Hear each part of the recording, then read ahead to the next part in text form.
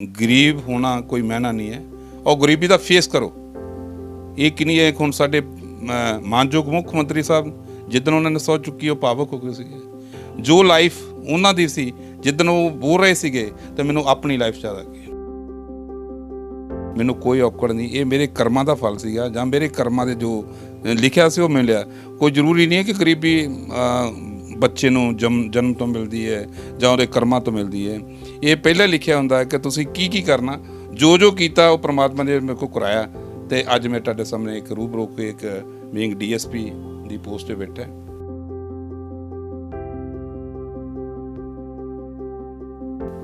तो मैं पूछा हैड कलर्क साहब नूं कि सर ये मुंडा इन्नी छोटी उम्र दे विच थाणेदार किस तरह बन गया। तो मैनूं उन्होंने ने दस्सिया कि महकमे दे विच डायरैक्ट ASC डायरैक्ट इंस्पैक्टर भी हुंदे ने। उन्होंने जदों मैनूं ये गल दसी तो मेरे मन में शौक जाग गया। मैं ASC वास्ते अप्लाई किया और उस अकाल पुरख ने बख्शिश की थी जां मेरे माता पिता ने जो मेरे वास्ते किया जां मेरे वास्ते जो अरदासा कीतियां ते उन्हां दियां मंजूर होईयां ते मैं थानेदार भर्ती हो के अज तुहाडे ही जिले विच तुहाडे विच मैं बीइंग DSP का रोल जां DSP की ड्यूटी निभा रहा। जिन्ना चिर तुसी वधिया खांदे हो वधिया पींदे हो जां तुहाडे कोल पावर है जां फिर तुहाडे कोल पैसा है तो तुहाडे रिश्तेदार भी तुहानूं आण के मिलणगे। पर जदों कोई इहो जी प्रॉब्लम आ जाए कि साडे ते कोई परमात्मा की करोपी हो जाती है तो फिर साडे लागे कोई नहीं खड़दा।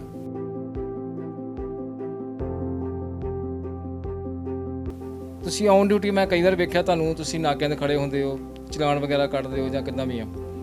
ਉਸ ਦੌਰਾਨ ਡਿਊਟੀ ਦੌਰਾਨ ਤੁਹਾਡਾ ਕੁਝ ਸੁਭਾਅ ਹੋਰ ਹੋ ਜਾਂਦਾ ਤੇ ਇਸ ਟਾਈਮ ਸੁਭਾਅ ਤੁਹਾਡਾ ਕੁਝ ਹੋਰ ਹੈ।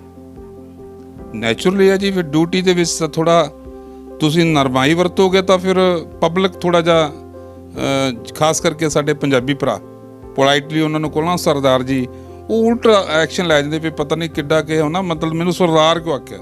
ਉਹ ਸਾਡੇ ਮਹਿਕਮੇ ਦੇ ਵਿੱਚ ਜੇ ਕੋਈ ਓਏ ਬੋਲਦਾ ਨਾ ਉਸੇ ਖਲੋ ਜਾਣਗੇ, ਜੋ ਕਹੀਏ ਨਾ ਸਰਦਾਰ ਜੀ ਉਸ ਨੂੰ ਝੁਕਾਨੀ ਜੀ ਦੇਣਗੇ। ਇਸ ਕਰਕੇ ਮੇਰਾ ਰਵੱਈਆ ਉਹੀ ਹੁੰਦਾ, ਮੇਰਾ ਕੰਮ ਕਰਨ ਦਾ ਤਰੀਕਾ ਬਦਲ ਜਾਂਦਾ।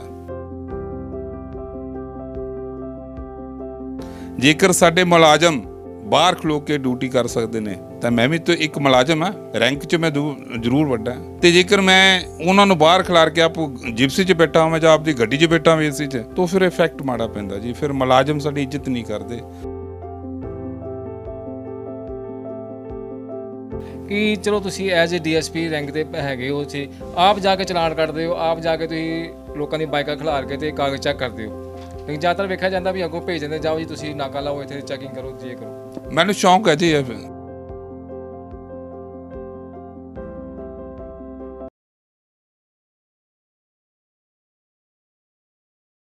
ਸੁਰਖਾਬ TV ਦੇਖ ਰਹੇ ਸਾਰੇ ਦਰਸ਼ਕਾਂ ਨੂੰ ਮੇਰੇ ਵੱਲੋਂ ਸਤਿ ਸ਼੍ਰੀ ਅਕਾਲ। ਕਹਿੰਦੇ ਵੀ ਜੇ ਕਿਸੇ ਨੂੰ ਕੁਝ ਪਾਉਣ ਦੀ ਚਾਹ ਹੋਵੇ, ਕੁਝ ਪਾਉਣਾ ਹੋਵੇ, ਉਹਦੇ ਲਈ ਦ੍ਰਿੜ ਇਰਾਦਾ ਅਤੇ ਸੰਕਲਪ ਹੋਣਾ ਜ਼ਰੂਰੀ ਹੈ। ਹੌਸਲੇ ਵੀ ਬੁਲੰਦ ਹੋਣੇ ਚਾਹੀਦੇ ਆ, ਫਿਰ ਬੰਦਾ ਜੋ ਚਾਹੇ ਪਾ ਸਕਦਾ, ਆਪਣੀ ਮੰਜ਼ਿਲ ਤੱਕ ਪਹੁੰਚ ਸਕਦਾ।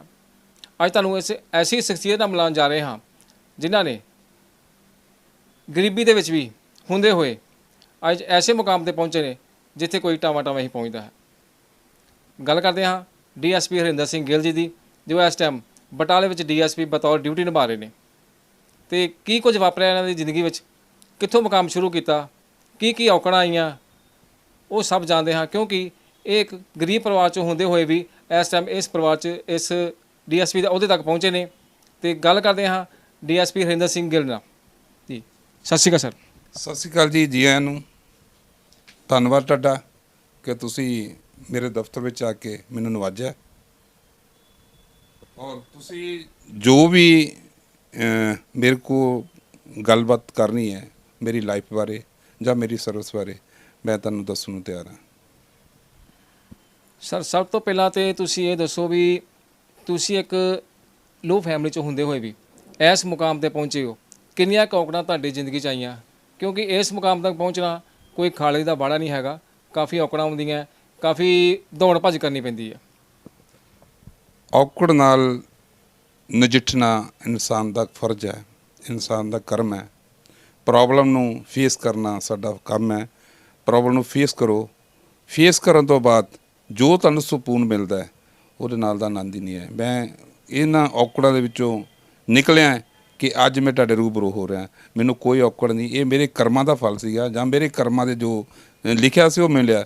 ਕੋਈ ਜ਼ਰੂਰੀ ਨਹੀਂ ਹੈ ਕਿ ਗਰੀਬੀ ਬੱਚੇ ਨੂੰ ਜਨਮ ਤੋਂ ਮਿਲਦੀ ਹੈ ਜਾਂ ਉਹਦੇ ਕਰਮਾਂ ਤੋਂ ਮਿਲਦੀ ਹੈ। ਇਹ ਪਹਿਲਾਂ ਲਿਖਿਆ ਹੁੰਦਾ ਹੈ ਕਿ ਤੁਸੀਂ ਕੀ ਕੀ ਕਰਨਾ, ਜੋ ਜੋ ਕੀਤਾ ਉਹ ਪ੍ਰਮਾਤਮਾ ਨੇ ਮੇਰੇ ਕੋਲ ਕਰਾਇਆ। ਅਤੇ ਅੱਜ ਮੈਂ ਤੁਹਾਡੇ ਸਾਹਮਣੇ ਇੱਕ ਰੂਬਰੂ ਕੇ ਇੱਕ ਬੀਇੰਗ DSP ਦੀ ਪੋਸਟ 'ਤੇ ਬੈਠਾ। ਬਿਲਕੁਲ ਸਰ, ਤੁਸੀਂ ਕਿਹਾ ਵੀ ਪਰਮਾਤਮਾ ਨੇ ਲਿਖਿਆ ਹੁੰਦਾ, ਲੇਕਿਨ ਬੰਦੇ ਦੀ ਵੀ ਕੁਝ ਹਿੰਮਤ ਹੋਣੀ ਚਾਹੀਦੀ ਹੈ ਵੀ ਅਸੀਂ ਕੁਝ ਕਰਨਾ, ਸਾਡੇ ਦਿਲ 'ਚ ਜਜ਼ਬਾ ਹੈ ਤੇ ਕੁਝ ਕਰਾਂਗੇ ਤੇ ਫਿਰ ਹੀ ਆਪਾਂ ਉਸ ਮੁਕਾਮ ਤੇ ਪਹੁੰਚਾਂਗੇ। ਮੈਂ ਤਾਂ ਤੁਹਾਨੂੰ ਪਹਿਲਾਂ ਦੱਸਿਆ ਕਿ ਔਕੜ ਦੀ ਫੇਸ ਕਰੋ। ਇਹ ਇਨਸਾਨ ਹੀ ਇਹ ਫੇਸ ਕਰ ਸਕਦਾ। ਜਜ਼ਬਾ ਇੱਕ ਦ੍ਰਿੜਤਾ ਹੋਣੀ ਚਾਹੀਦੀ ਕਿ ਮੈਂ ਕਿਤੇ ਨਾ ਕਿਤੇ ਕੁਝ ਬਣਨਾ ਹੈ।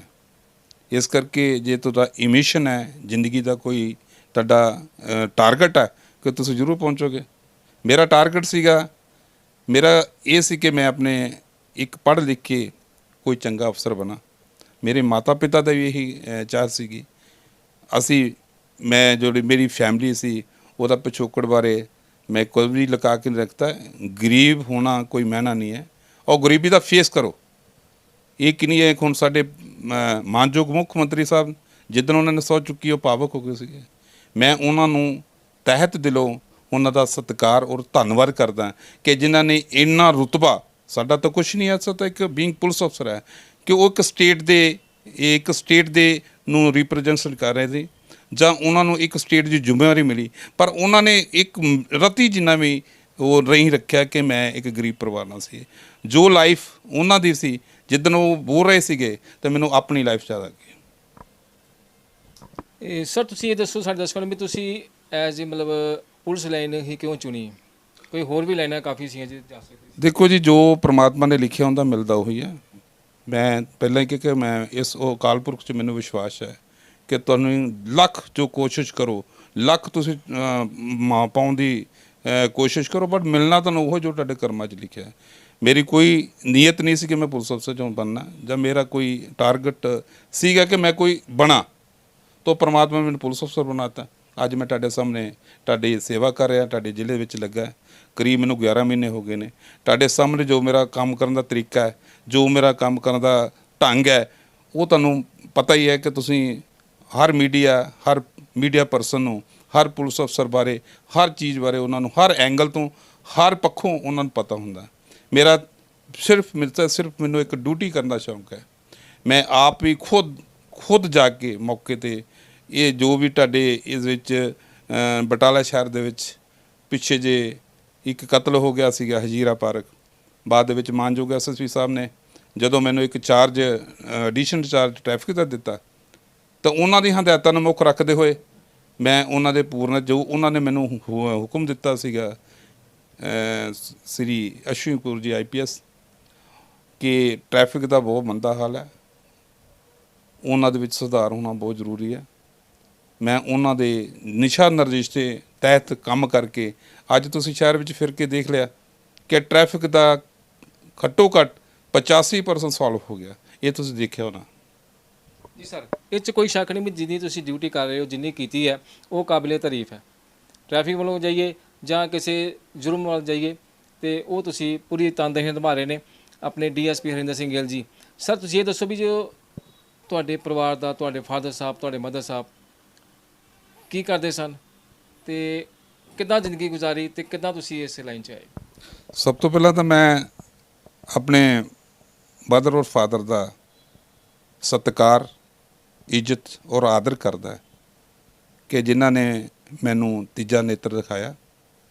ਔਰ ਸੈਕੰਡਲੀ ਤੁਸੀਂ ਇਹ ਮੈਨੂੰ ਕੁਐਸਚਨ ਕੀਤਾ ਕਿ ਤੁਹਾਡਾ ਕੰਮ ਕਰਨ ਦਾ ਤਰੀਕਾ ਜਾਂ ਜਿੰਨੀ ਵੀ ਕਾਰਗੁਜ਼ਾਰੀ ਕੀਤੀ ਹੈ ਉਹਦੇ ਬਾਰੇ ਸਾਨੂੰ ਪਤਾ ਹੈ। ਔਰ ਜਿਹੜਾ ਜੇ ਕੰਮ ਕਰਨ ਦਾ ਤਰੀਕਾ ਹੈ, ਅਤੇ ਕੰਮ ਜਿਹੜਾ ਪੁਲਿਸ ਅਫਸਰ ਕਰਦਾ ਉਹ ਯਾਨੀ ਕੋਈ ਵੀ ਹੈ, ਉਹਦੀ ਕੰਮ ਕਰਨ ਦਾ ਤਰੀਕਾ, ਉਹਦਾ ਡਿਊਟੀ ਕਰਨ ਦਾ ਤਰੀਕਾ ਸਾਡੇ ਸੀਨੀਅਰ ਅਫਸਰ ਭਾਵੇਂ ਚੰਡੀਗੜ੍ਹ ਕਿਉਂ ਨਾ ਬੈਠੇ ਹੋਣ, ਉਹਨਾਂ ਨੂੰ ਸਭ ਪਤਾ ਲੱਗਦਾ ਰਹਿੰਦਾ।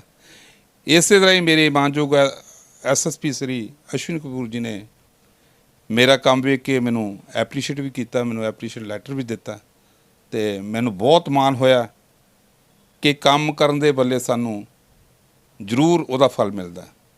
ਮੈਂ ਜਿੱਦਣ ਮੈਨੂੰ ਲੈਟਰ ਮਿਲਿਆ ਤਾਂ ਮੈਂ ਉਹਨਾਂ ਦਾ ਧੰਨਵਾਦ ਵੀ ਕੀਤਾ ਕਿ ਸਰ ਥੈਂਕ ਯੂ, ਤੁਹਾਡਾ ਧੰਨਵਾਦ ਕਿ ਤੁਸੀਂ ਮੇਰੇ ਕੰਮ ਨੂੰ ਐਪਰੀਸ਼ੀਏਟ ਕੀਤਾ, ਮੈਨੂੰ ਨਹੀਂ। ਇਸ ਕਰਕੇ ਹਰ ਪੁਲਿਸ ਅਫਸਰ ਨੂੰ ਆਪਣੇ ਕੰਮ ਦੇ ਵਿੱਚ ਜੋ ਵੀ ਉਹਨਾਂ ਨੂੰ ਕੰਮ ਮਿਲਦਾ ਹੈ ਉਹਨੂੰ ਬੜੀ ਇਮਾਨਦਾਰੀ ਨਾਲ ਕਰਨ, ਅਤੇ ਅਫਸਰਾਂ ਬੈਠ ਸਾਡੇ ਜਿਹੜੇ ਸੀਨੀਅਰ ਅਫਸਰ ਨੇ ਉਹ ਸਾਨੂੰ ਜ਼ਰੂਰ ਉਹਨਾਂ ਦਾ ਫਾਇਦਾ ਦਿੰਦੇ। ਸਰ ਮੇਰਾ ਇੱਕ ਕੁਐਸਚਨ ਸੀਗਾ ਵੀ ਤੁਸੀਂ ਤੁਹਾਡੇ ਫਾਦਰ ਸਾਹਿਬ ਕੀ ਕਰਦੇ ਸਨ ਉਸ ਟਾਈਮ, ਅਤੇ ਤੁਸੀਂ ਜ਼ੀਰੋ ਲਾਈਨ ਤੋਂ ਜ਼ੀਰੋ ਗਰਾਊਂਡ ਤੋਂ ਉੱਠ ਕੇ ਤੁਸੀਂ ਇਸ ਮੁਕਾਮ ਹਾਸਿਲ ਕੀਤਾ? ਮੇਰੇ ਫਾਦਰ ਸਾਹਿਬ ਬਿਲਕੁਲ ਅਨਪੜ੍ਹ ਸੀਗੇ, ਮੇਰੇ ਮਦਰ ਵੀ ਅਨਪੜ੍ਹ ਸੀਗੇ, ਪਰ ਉਹਨਾਂ ਨੇ ਜੋ ਮੈਨੂੰ ਆਪਣੀ ਲਾਈਫ ਦੇ ਵਿੱਚ ਜਾਂ ਮੇਰੀ ਜ਼ਿੰਦਗੀ ਨੂੰ ਬਣਾਉਣ ਵਾਸਤੇ ਦਿੱਤਾ, ਤਾਂ ਉਹਨਾਂ ਦਾ ਮੈਂ ਬਹੁਤ ਹੀ ਧੰਨਵਾਦੀ ਹਾਂ ਕਿ ਜਿਨ੍ਹਾਂ ਨੇ ਮੈਨੂੰ ਇੱਕ ਗਰੀਬੀ ਵਿੱਚ ਪੜ੍ਹਾ ਕੇ, ਕਿਉਂਕਿ ਮੁੱਢਲੀ ਸਿੱਖਿਆ ਮੇਰੀ ਪਿੰਡ ਦੀ ਹੈ, ਰਾਜਸਥਾਨ ਸੀ ਮੇਰਾ ਪਿੰਡ ਹੈ, ਅੰਮ੍ਰਿਤਸਰ ਨਾਲ ਮੈਂ ਬਿਲੋਂਗ ਕਰਦਾ, ਔਰ 10ਵੀਂ ਤੱਕ ਮੈਂ ਆਪਣੇ ਪਿੰਡ ਤੋਂ ਜਿਹੜੀ ਵਿੱਦਿਆ ਹਾਸਲ ਕੀਤੀ। ਉਹ ਤੋਂ ਬਾਅਦ ਮੇਰੇ ਫਾਦਰ ਸਾਹਿਬ ਦਾ ਇਹ ਸੁਪਨਾ ਸੀ ਕਿ ਸਾਡਾ ਬੱਚਾ ਕੁਛ ਬਣੇ। ਮੇਰੇ ਵੱਡੇ ਬ੍ਰਦਰ ਉਹਨਾਂ ਨੇ ਗ੍ਰੈਜੂਏਸ਼ਨ ਕੀਤੀ ਸੀ, ਉਹ ਵੀ ਚੰਗੇ ਆਪਣੇ DPO ਰਿਟਾਇਰ ਹੋ ਕੇ ਅੱਜ ਕੱਲ੍ਹ ਉਹਨਾਂ ਦੀ ਡੈਥ ਹੋ ਗਈ। ਉਸ ਤੋਂ ਬਾਅਦ ਮੇਰਾ ਫਾਦਰ ਸਾਹਿਬ, ਮੈਂ ਸਭ ਤੋਂ ਛੋਟਾ ਸੀਗਾ, ਮੇਰੇ ਫਾਦਰ ਸਾਹਿਬ ਨੂੰ ਜਾਂ ਮੇਰੇ ਮਦਰ ਨੂੰ ਇਹ ਸੀਗਾ ਕਿ ਇਹ ਵੀ ਕੁਛ ਬਣੇ। ਇਸ ਕਰਕੇ ਉਹਨਾਂ ਨੇ ਮੈਨੂੰ ਬੜੀ ਮਿਹਨਤ ਨਾਲ ਇਸ ਮੁਕਾਮ ਤੱਕ ਪਹੁੰਚਾਇਆ। ਪੜ੍ਹਨ ਦੇ ਨਾਲ ਨਾਲ ਮੈਂ ਪਹਿਲਾਂ ਵੀ ਕਿੰਨਾ ਕਿ ਜੋ ਮਿਹਨਤ ਮਜ਼ਦੂਰੀ ਕਰਦੇ ਨੇ ਲੋਕ ਉਹਨਾਂ ਦਾ ਫਲ ਮਿਲਦਾ, ਮੈਂ ਵੀ ਬਹੁਤ ਕੀਤੀ। ਮਿਹਨਤ ਕਰ ਤੋਂ ਕਦੀ ਨਾ ਘਬਰਾਓ, ਔਕੜਾਂ ਦਾ ਫੇਸ ਕਰੋ, ਆਪਣੀ ਜ਼ਿੰਦਗੀ ਨੂੰ ਬਣਾਉਣ ਵਾਸਤੇ ਕੋਈ ਆਪਣਾ ਟਾਰਗੇਟ ਜ਼ਰੂਰ ਰੱਖੋ। ਇਹ ਕੋਈ ਜ਼ਰੂਰੀ ਨਹੀਂ ਹੈ ਕਿ ਮੈਂ ਪੁਲਿਸ ਅਫਸਰ ਬਣਨਾ ਸੀਗਾ। ਬੜੀਆਂ ਨੇ ਤੁਹਾਡਾ ਜ਼ਿੰਦਗੀ ਦੇ ਵਿੱਚ, ਬੜੀਆਂ ਸਰਵਿਸਾਂ ਨੇ, ਬੜੇ ਕੰਮ ਨੇ। ਜੇਕਰ ਤੁਸੀਂ ਕੰਮ ਚੋਰ ਹੋ ਤਾਂ ਫਿਰ ਪਰਮਾਤਮਾ ਹੀ ਤੁਹਾਡੀ ਮਦਦ ਨਹੀਂ ਕਰੂਗਾ।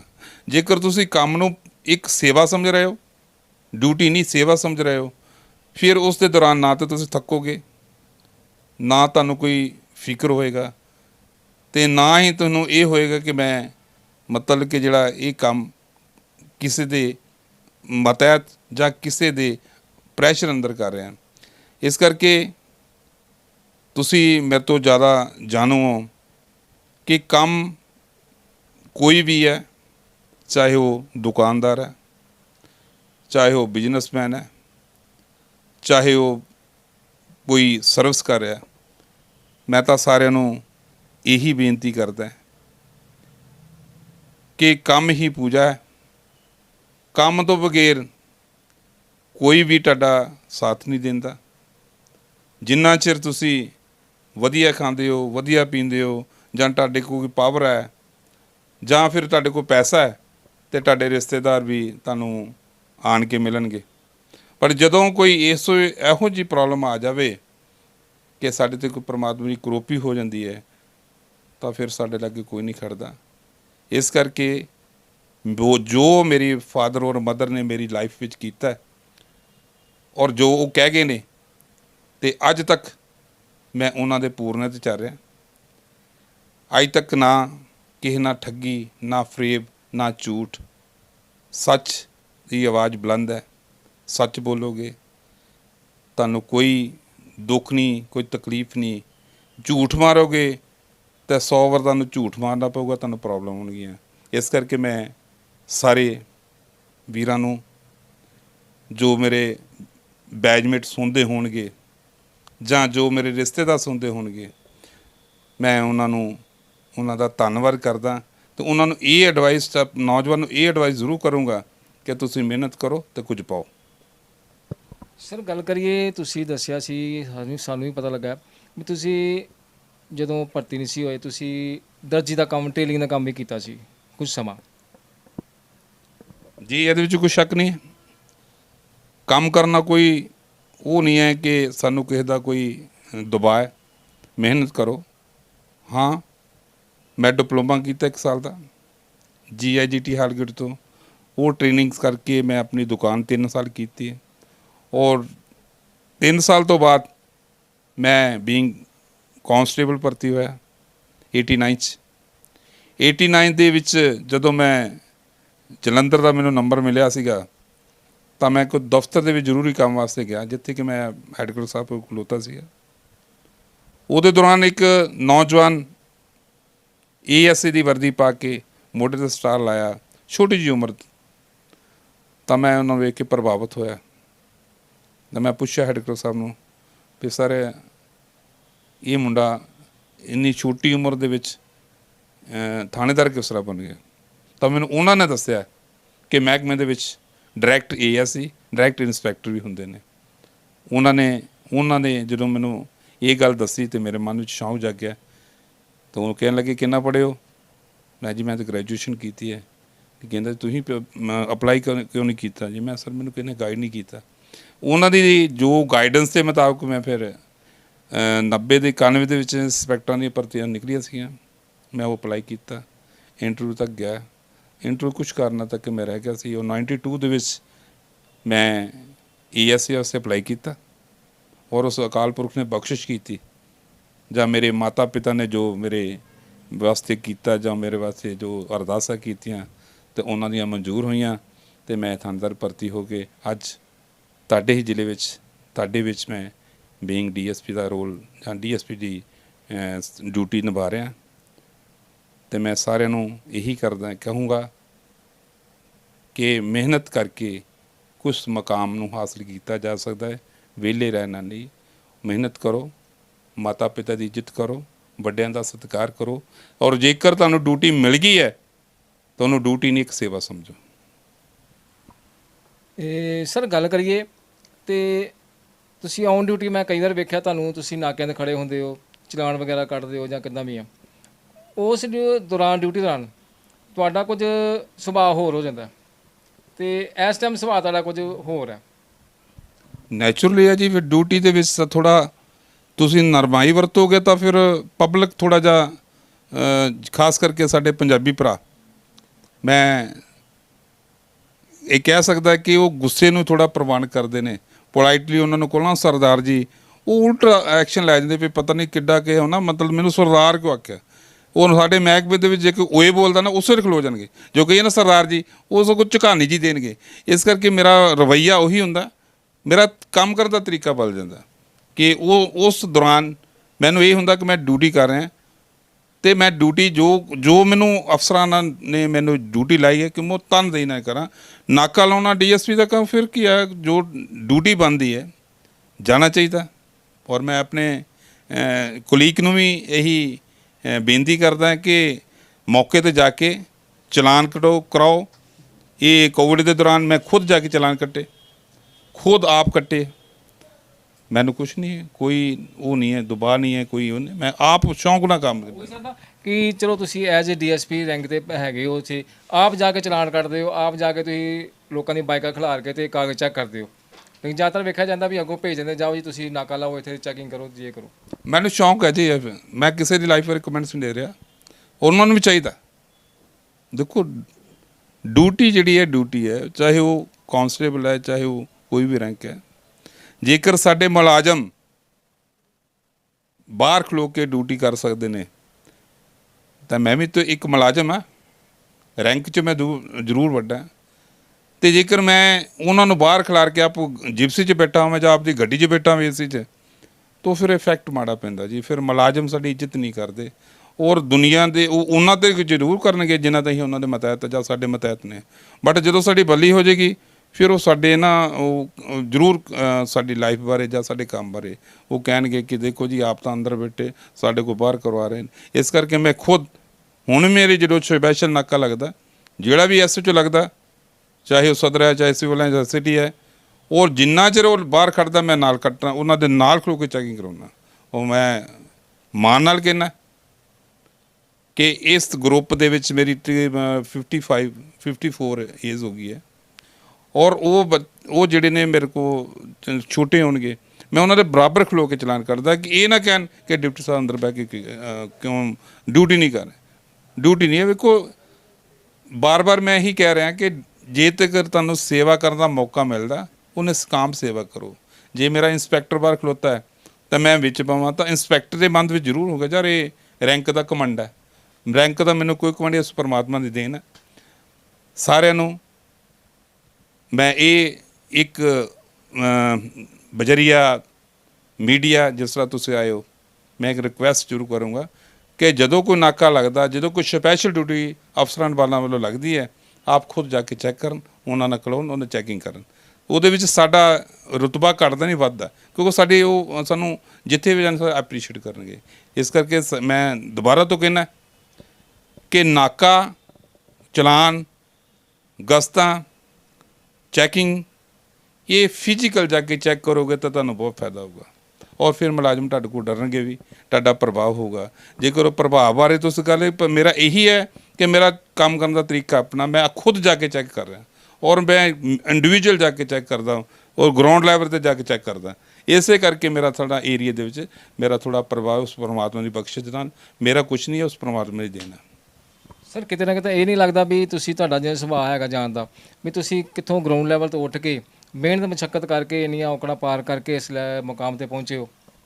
ਨਹੀਂ ਜੀ, ਮੇਰੇ ਮਨ 'ਚ ਕੋਈ ਨਹੀਂ। ਮੈਂ ਤਾਂ ਹੁਣ ਵੀ ਮੈਂ ਤੁਹਾਡੇ 'ਚ ਬੈਠਾ, ਹੁਣ ਵੀ ਮੈਨੂੰ ਕੋਈ ਨਹੀਂ ਕਿ ਮੈਂ DSP, ਮੈਂ ਤਾਂ ਇੱਕ ਇੰਡੀਵਿਜੂਅਲ, ਮੈਂ ਇੱਕ ਇਨਸਾਨ ਹੈ। ਇਨਸਾਨ ਬਣੋ, ਇਨਸਾਨ ਦੇ ਨਾਲ ਨਾਲ ਜੋ ਤੁਹਾਨੂੰ ਕਰਤੱਵ ਮਿਲਦਾ, ਜੋ ਤੁਹਾਡੀ ਡਿਊਟੀ ਮਿਲਦੀ, ਜੋ ਤੁਹਾਨੂੰ ਸੇਵਾ ਮਿਲਦੀ ਹੈ, ਉਹਨੂੰ ਕਰੋ। ਮਨ ਦੇ ਵਿੱਚ ਇਹ ਨਹੀਂ ਕਿ ਮੈਂ DSP ਹਾਂ ਜਾਂ ਮੈਂ ਕੋਈ ਜੱਜੀ ਹੋ ਜਾਂ ਮੇਰੇ ਤੋਂ ਮਤਹਿਤ ਨੇ ਜਾਂ ਮੇਰੇ ਕੋਲ ਲੋ ਰੈਂਕ ਹੈ। ਵੇਖੋ ਡਿਊਟੀ ਸਾਰਿਆਂ ਦੀ ਵੱਖਰੀ, ਇੱਕ ਸਹੀ, ਇੱਕ ਸਾਡੀ ਪਰਮਾਤਮਾ ਨੇ ਕੈਟਾਗਰੀ ਵਾਈਜ਼ ਸਾਡੀ ਡਿਊਟੀ ਲਾਈ ਹੈ। ਉਸ ਡਿਊਟੀ ਨੂੰ ਤੁਸੀਂ ਕਿਸ ਤਰ੍ਹਾਂ ਕਰ ਰਹੇ ਹੋ ਉਹ ਤੁਹਾਡਾ ਆਪਣਾ ਹੈ, ਕਿ ਉਹ ਇੱਕ ਤੁਸੀਂ ਇੱਕ ਪੋਲਾਈਟਲੀ ਕਰ ਰਹੇ ਹੋ, ਮੁਲਾਜ਼ਮਾਂ ਨਾਲ ਮਿਲ ਕੇ ਕਰ ਰਹੇ ਹੋ, ਜਾਂ ਮੁਲਾਜ਼ਮਾਂ ਦਾ ਤੁਹਾਡੇ ਪ੍ਰਭਾਵ ਹੈ, ਜਾਂ ਮੁਲਾਜ਼ਮ ਤੁਹਾਡੇ ਕੋਲ ਡਰਦੇ ਕਿ ਨਹੀਂ ਡਰਦੇ, ਸੈਪਰੇਟ ਇਸ਼ੂ ਹੈ। ਜਦੋਂ ਤੁਸੀਂ ਡਿਊਟੀ ਆਪ ਜਾ ਕੇ ਕਰਦੇ ਹੋ ਤਾਂ ਮੁਲਾਜ਼ਮ ਤੁਹਾਡੇ ਕੋਲ ਡਰਨਗੇ। ਜੇਕਰ ਤੁਸੀਂ ਡਿਊਟੀ ਨਹੀਂ ਕਰ ਰਹੇ, ਆਪ ਤੁਸੀਂ ਘਰ ਬੈਠੇ ਹੋ ਅਤੇ ਮੁਲਾਜ਼ਮ ਜਾ ਕੇ ਦਬਕਾ ਮਾਰਦੇ ਹੋ ਤਾਂ ਮੁਲਾਜ਼ਮ ਸਾਡੇ ਉਲਟ ਐਕਸ਼ਨ ਲੈ ਸਕਦੇ। ਇਸ ਕਰਕੇ ਮੈਂ ਇਹ ਕਹਿੰਦਾ ਕਿ ਜੋ ਵੀ ਤੁਹਾਨੂੰ ਡਿਊਟੀ ਮਿਲਦੀ ਹੈ ਜਾਂ ਤੁਹਾਨੂੰ ਜੋ ਵੀ ਕੰਮ ਮਿਲਦਾ, ਉਹਨੂੰ ਇਮਾਨਦਾਰੀ ਨਾਲ ਕਰੋ। ਜੀ ਸਰ, ਜਾਂਦੇ ਜਾਂਦੇ ਕੋਈ ਸਾਡੇ ਸ਼ਹਿਰ ਵਾਸੀਆਂ ਨੂੰ ਕੁਝ ਸੰਦੇਸ਼ ਦੇਣਾ ਚਾਹੁੰਦੇ ਹੋ ਤੁਸੀਂ? ਮੈਂ ਤਾਂ ਸ਼ਹਿਰ ਵਾਸੀਆਂ ਨੂੰ ਇਹੀ ਸੰਦੇਸ਼ ਕਰੂੰਗਾ, ਰਿਕੁਐਸਟ ਕਰੂੰਗਾ, ਬੇਨਤੀ ਕਰੂੰਗਾ ਕਿ ਸ਼ਹਿਰ ਦੇ ਵਿੱਚ ਸਾਰੇ ਦੁਕਾਨਦਾਰ ਭਰਾਵਾਂ ਨੂੰ ਬਜਰੀਆ ਮੀਡੀਆ ਦੇ ਥਰੂ ਮੇਰੀ ਹੱਥ ਜੋੜ ਕੇ ਬੇਨਤੀ ਹੈ ਕਿ ਜੋ ਸੇਵਾ ਮੇਰੇ ਮਾਨਯੋਗ SSP ਸ੍ਰੀ ਅਸ਼ਵਨੀ ਕਪੂਰ IPS ਨੇ ਟ੍ਰੈਫਿਕ ਦੇ ਸੁਧਾਰ ਵਾਸਤੇ ਲਾਈ ਸੀ, ਮੈਨੂੰ ਮਾਣ ਹੈ ਕਿ ਉਹਦੇ ਵਿੱਚ ਕਾਫੀ ਸੁਧਾਰ ਹੋ ਚੁੱਕਾ। ਮੇਰੇ ਮੁਲਾਜ਼ਮਾਂ ਨੇ ਕੋਆਪਰੇਟ ਕੀਤਾ, ਪਬਲਿਕ ਨੇ ਕੋਆਪਰੇਟ ਕੀਤਾ। ਇਹਦੇ ਵਿੱਚ ਸਭ ਤੋਂ ਜ਼ਿਆਦਾ ਦੇਣ ਪਬਲਿਕ ਦੀ ਹੈ। ਜੇਕਰ ਪਬਲਿਕ ਸਾਨੂੰ ਸਾਥ ਦੇਵੇ ਤੇ ਕਿਹੜਾ ਕੰਮ ਨਹੀਂ ਹੁੰਦਾ। ਇਸ ਕਰਕੇ ਮੇਰੀ ਐਂਡ ਦੇ ਵਿੱਚ, ਲਾਸਟ ਵਿੱਚ ਇਹ ਬੇਨਤੀ ਹੈ, ਖਾਸ ਕਰਕੇ ਬਟਾਲਾ ਸ਼ਹਿਰ ਦੇ ਦੁਕਾਨਦਾਰ ਵੀਰਾਂ ਨੂੰ, ਕਿ ਟ੍ਰੈਫਿਕ ਦੇ ਰੂਲਸ ਨੂੰ ਨਾ ਭੰਗ ਕਰਨ। ਜਿਹੜੀਆਂ ਦੁਕਾਨਾਂ ਇਹਨਾਂ ਨੇ ਅੱਗੇ ਵਧਾ ਕੇ ਲਾਈਆਂ ਨੇ, ਜਿਨ੍ਹਾਂ ਨੂੰ ਇਨਕੋਰਚਮੈਂਟ ਕਹਿੰਦੇ ਆ, ਇਹ ਆਪਣੇ ਦਾਇਰੇ ਅੰਦਰ ਰਹਿ ਕੇ ਕਰਨ, ਤਾਂ ਜੋ ਆਉਣ ਜਾਣ ਵਾਲੇ ਸੰਗਤ ਨੂੰ, ਆਉਣ ਵਾਲੇ ਪਬਲਿਕ ਨੂੰ ਕੋਈ ਦਿੱਕਤ ਨਾ ਆਵੇ। ਔਰ ਜਿੰਨਾ ਮੇਰੇ ਵੱਲੋਂ ਬੀਇੰਗ ਚਾਰਜ ਜਿਹੜਾ DSP ਟ੍ਰੈਫਿਕ ਦਾ ਮੈਨੂੰ ਦਿੱਤਾ ਹੈ, ਉਹਦੇ ਤੋਂ ਵੱਧ ਮੈਂ ਆਪ ਖੁਦ ਜਾ ਕੇ ਹਰ ਦੁਕਾਨਦਾਰ ਨੂੰ ਮਿਲਿਆ, ਹਰ ਬਿਜ਼ਨਸਮੈਨ ਨੂੰ ਮਿਲਿਆ। ਉਹਨਾਂ ਨੇ ਮੇਰੀ ਬੇਨਤੀ ਨੂੰ ਪ੍ਰਵਾਨ ਵੀ ਕੀਤਾ। ਔਰ ਪਿੱਛੇ ਜੇ ਤੁਸੀਂ ਦੇਖਿਆ ਕਿ ਬਾਬਾ ਜੀ ਦਾ ਵਿਆਹ ਗੁਰਪੁਰਬ ਆਇਆ ਸੀਗਾ, ਉਹਦੇ ਦੌਰਾਨ ਜਿੰਨੀ ਮਿਹਨਤ ਜਾਂ ਜਿੰਨੀ ਸੇਵਾ ਪਰਮਾਤਮਾ ਨੇ ਕਰਾ ਲਈ ਹੈ, ਕੋਈ ਵੀ ਇਹੋ ਜਿਹਾ ਇੰਸੀਡੈਂਟ ਨਹੀਂ ਹੋਇਆ ਜਿਹਦੇ ਵਿੱਚ ਕੋਈ ਇਹਨੂੰ ਹਾਰਟ ਲੱਗੀ ਹੋਵੇ, ਕਿ ਇਹਨੂੰ ਚੋਟ ਲੱਗੀ ਹੈ ਜਾਂ ਕੋਈ ਲੜਾਈ ਝਗੜਾ ਹੋਇਆ ਹੋਵੇ। ਔਰ ਪਰਮਾਤਮਾ ਨੇ ਬੜੀ ਮਿਹਰ ਸਦਕਾ ਉਹ ਟਾਈਮ ਲੰਘ ਗਿਆ। ਸਾਡੇ 15 ਅਗਸਤ ਲੰਘੀ ਆ, ਬਾਬਾ ਜੀ ਦਾ ਪੂਰਬ ਲੰਘਿਆ, ਹੋਰ ਵੀ ਜਿਹੜੇ ਫੈਸਟੀਵਲ ਆ ਰਹੇ ਨੇ, ਹੁਣ ਅੱਗੇ ਦੀਵਾਲੀ ਦੁਸਹਿਰਾ ਆ ਰਿਹਾ। ਤਾਂ ਮੈਂ ਸ਼ਹਿਰ ਨਿਵਾਸੀਆਂ ਨੂੰ ਇਹੀ ਬੇਨਤੀ ਕਰਦਾ ਕਿ ਇਹਨਾਂ ਤਿਉਹਾਰਾਂ ਦੇ ਨਾਲ ਨਾਲ ਸਾਡੀ ਜ਼ਿੰਮੇਵਾਰੀ ਬਣਦੀ ਹੈ ਕਿ ਜੋ ਵੀ ਟ੍ਰੈਫਿਕ ਦੇ ਰੂਲਸ ਨੇ ਉਹਨਾਂ ਨੂੰ ਅਸੀਂ ਅਡਾਪਟ ਕਰੀਏ ਔਰ ਵੱਧ ਤੋਂ ਵੱਧ ਪੁਲਿਸ ਨਾਲ ਕੋਆਪਰੇਟ ਕਰਕੇ ਜਾਂ ਉਹਨਾਂ ਦੀ ਮਦਦ ਕਰਕੇ ਜੋ ਵੀ ਕੁਰੀਤੀਆਂ ਨੇ, ਜੋ ਸਾਡੇ ਕ੍ਰਾਈਮ ਸੰਬੰਧੀ ਹੈ, ਟ੍ਰੈਫਿਕ ਸੰਬੰਧੀ ਹੈ ਜਾਂ ਹੋਰ ਕੋਈ ਕੇਸ ਨੂੰ ਗਿਲਾ ਸ਼ਿਕਵਾ ਹੈ ਤਾਂ ਉਹ ਸਾਡੇ ਨਾਲ ਡਾਇਰੈਕਟ ਆਣ ਕੇ ਮੇਰੇ ਨਾਲ ਕਰ ਸਕਦਾ ਅਤੇ ਮੈਂ ਉਹਨਾਂ ਨੂੰ ਹੱਲ ਕਰੂੰਗਾ। ਔਰ ਮੈਂ ਤੁਹਾਡਾ ਜੀ ਆਇਆਂ ਕਰਦਾ ਕਿ ਤੁਸੀਂ ਆਣ ਕੇ ਮੈਨੂੰ ਇੱਕ ਪਬਲਿਕ ਦੇ ਰੂਬਰੂ ਕੀਤਾ। ਤੁਹਾਡਾ ਜੀ ਆਇਆਂ, ਧੰਨਵਾਦ। ਇਹ ਸਨ ਡੀਐਸਪੀ ਹਰਿੰਦਰ ਸਿੰਘ ਗਿੱਲ ਜੀ, ਜੋ ਬਤੌਰ ਬਟਾਲੇ ਵਿੱਚ ਡਿਊਟੀ ਨਿਭਾ ਰਹੇ ਨੇ ਸਪੈਸ਼ਲ ਬ੍ਰਾਂਚ ਵਿੱਚ, ਅਤੇ ਟ੍ਰੈਫਿਕ ਵਿੱਚ ਇਹਨਾਂ ਨੂੰ ਅਹੁਦਾ ਮਿਲਿਆ ਹੁਣ ਇੰਚਾਰਜ ਦਾ। ਤੇ ਤੁਸੀਂ ਸੁਣਿਆ ਵੀ ਇਹਨਾਂ ਨੇ ਕਿੱਦਾਂ ਮਸ਼ੱਕਤ ਕਰਕੇ, ਮਿਹਨਤ ਕਰਕੇ, ਲਗਨ ਸੀਗੇ ਇਹਨਾਂ ਨੂੰ, ਤੇ ਇਹ ਇਸ ਮੁਕਾਮ 'ਤੇ ਪਹੁੰਚੇ ਵੀ ਆਪਾਂ ਕੁਝ ਬਣਨਾ ਹੈ। ਸੋ ਇਹ ਸੇਧ ਆ ਉਹਨਾਂ ਵੀਰਾਂ ਵਾਸਤੇ ਜੋ ਕਿ ਕੰਮ ਕਰਨ ਨੂੰ ਕਤਰਾਉਂਦੇ ਹਨ। ਕੰਮ ਕੋਈ ਮਾੜਾ ਛੋਟਾ ਨਹੀਂ ਹੁੰਦਾ, ਕੋਈ ਛੋਟਾ ਵੱਡਾ ਨਹੀਂ ਹੁੰਦਾ, ਕੰਮ ਹੁੰਦਾ। ਬਤੌਰ ਸਾਨੂੰ ਸ਼ਰਮਾਉਣਾ ਚਾਹੀਦਾ, ਕੰਮ ਕਰਨਾ ਚਾਹੀਦਾ, ਮਿਹਨਤ ਕਰਨੀ ਚਾਹੀਦੀ ਹੈ। ਲਗਨ ਨਾਲ ਮਿਹਨਤ ਕਰਾਂਗੇ ਤੇ ਆਪਾਂ ਆਪਣਾ ਮੁਕਾਮ ਹਾਸਲ ਜ਼ਰੂਰ ਕਰਾਂਗੇ। ਕੈਮਰਾ ਪਰਸਨ ਜਿੰਦਰ ਕੁੰਡਲ ਨਾਲ ਜਸਵਿੰਦਰ ਬੇਦੀ, ਸੁਰਖਾਬ ਟੀਵੀ, ਗੁਰਦਾਸਪੁਰ।